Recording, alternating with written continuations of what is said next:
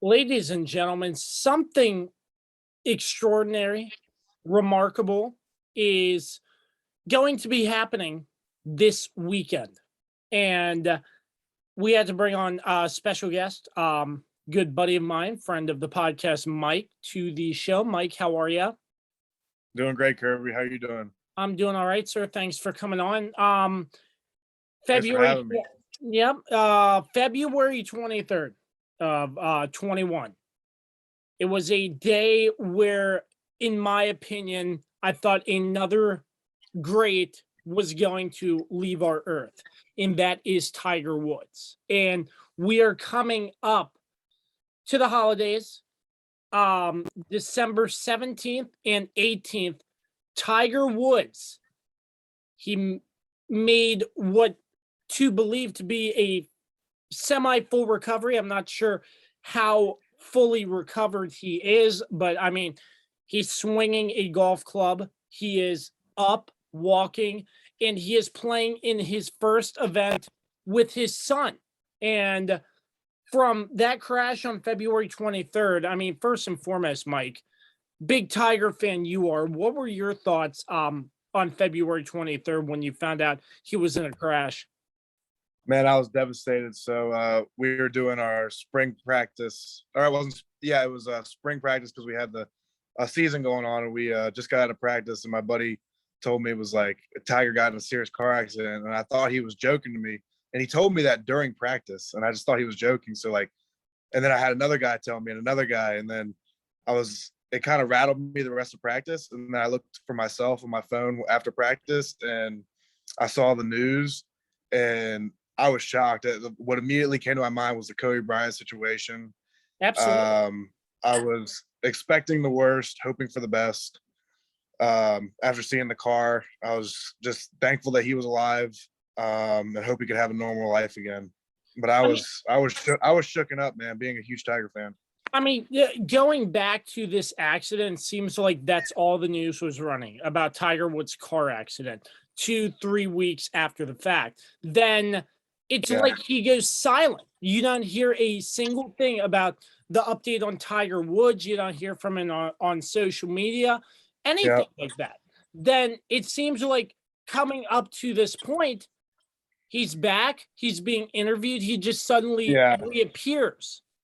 I just think a reason for that is Tiger doesn't like to feel vulnerable. He likes to always feel like he's in control. So he's not going to give us an update until he feels that he's ready to come back or he's making enough progress so the world will be amazed. I think that was one of the reasons we didn't hear anything for him forever. I mean, I think it was 10 months, and he posted a video of him swinging, and just recently, and it was incredible. The whole world was shocked. Yeah, I mean, it's remarkable to see his recovery. Some thought he might not be able to play golf again, but here he is.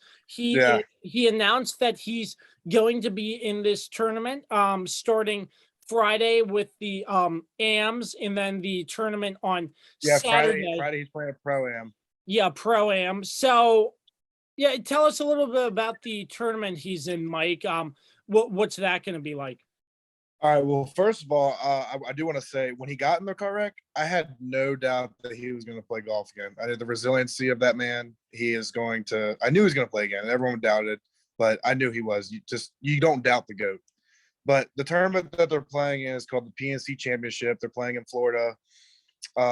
It's just a father-son tournament. I don't believe there's any prize money or anything. They just win a belt for winning. And last year, Mike Thomas and Justin Thomas won. It's a cool event. You know, John Daly and his son playing it, Gary Player and his son, a bunch of famous golfers and their loved ones playing it. Tiger and Charlie first played in it, and the first year was 2019, I believe. I might have been 2020. It was 2020, and that's when they played. They played pretty well. Charlie kind of carried the team, doing the tee shots and everything. But you know, it's just a little, as Tiger would call it, hit and giggle event. It's nothing serious. It's not like a tour event where he's got to be super serious and walk around and everything. I believe he's going to be riding a cart with his son. And they're just going to be having a fun time out there. Which is a good thing too, because yes, the media is going to pay attention to how Tiger is doing, but this isn't like he's jumping, diving off the deep end, so to speak, for lack of a No, better term. and buddy, he's been hitting balls forever. We just haven't seen it. The Hero World Challenge, he was hitting a ton of range balls. I think he's been hitting for a long time. But still, it's one of those instances where he's not going to dive head first into the deep correct. end. He's going to slowly work his way back, correct? Yeah. Yeah. So pretty cool stuff. Do we know anybody else who's going to be in that tournament, to your knowledge? I know Lee Trevino and his son are going to be in it. I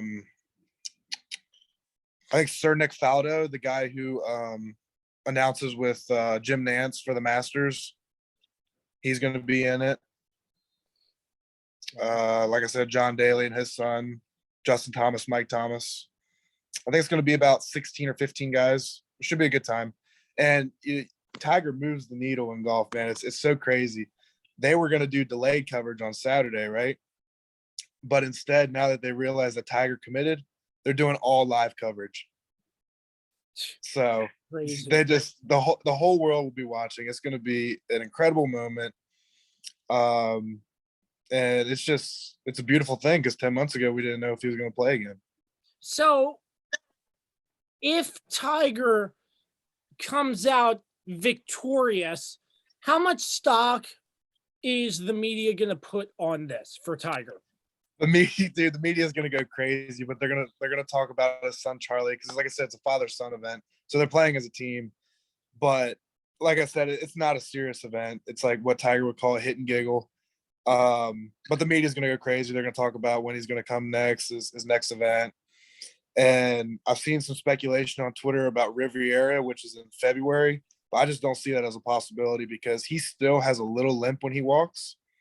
The swing is there and everything. He still needs to build endurance in that leg.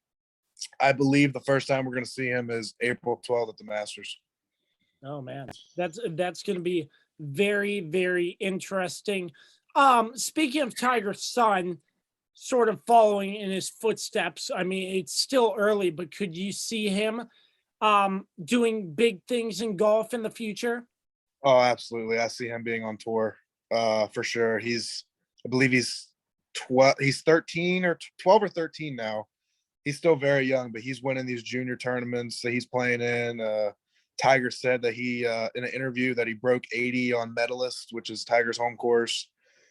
So he said his son's swing speed's faster than him right now, which I don't believe, but wow. Yeah, he's gonna be a force to be reckoned with if he wants to play.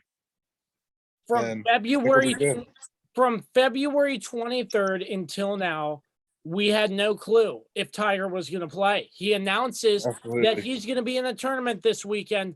How excited are you, Mike? Man, I'm pumped up. My eyes are going to be glued to that TV, man. Man, Saturday and Sunday. Saturday, he's off at 2:18 or 12:18. Wow. That's going to be crazy. Social media is going to be all over it. Sports media is going to be all over it. And Michael's eyes are going to be glued to the TV all weekend long. Thanks to You better be watching too, Kirby. Yep, I'm going to try. If not, I'm going to watch the highlights for sure, because that's an incredible comeback. That's an incredible story. Absolutely. For our sponsors, PM Plus Reserves, Shenandoah Primitives, and Mark Francis with Icon Real Estate, and Patrick Bankemper with Trumbull Insurance. Thank you so much for tuning in to this short clip of the Kirby on Sports podcast. You can find this on the Kirby on Sports podcast YouTube page. Tiger is coming back, folks. It's a remarkable comeback. Mike, we appreciate the time, sir. Thanks, Kirby. Thanks for having me on.